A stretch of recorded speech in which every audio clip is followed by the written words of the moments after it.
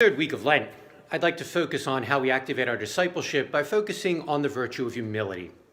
Now, humility is not something we hear a lot about in our 21st century American culture. It's actually seen as a weakness.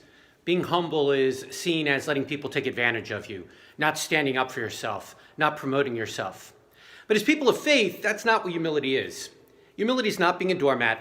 Humility is not letting people walk all over us or not recognizing we have gifts, talents, and abilities.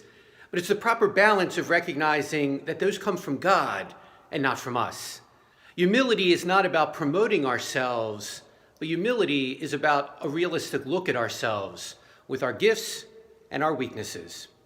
And when we're humble, it makes us much better in recognizing how much we need God's grace in our lives.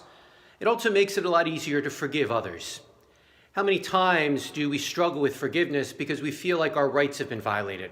People haven't respected us. People haven't given us what we deserve.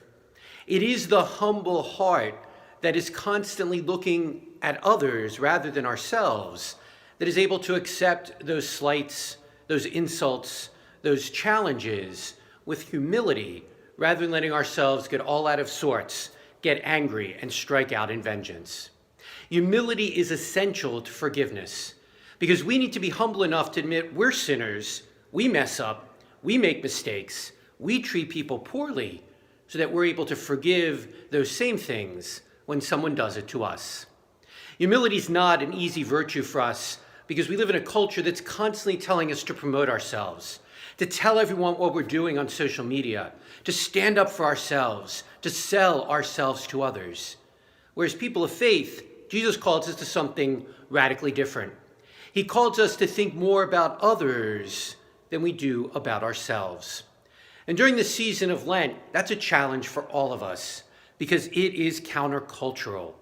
But if we can learn to think of others before ourselves, then we can begin to cultivate that virtue of humility, which, as St. Augustine, one of our patrons, once said, is the foundation of what it means to follow Christ.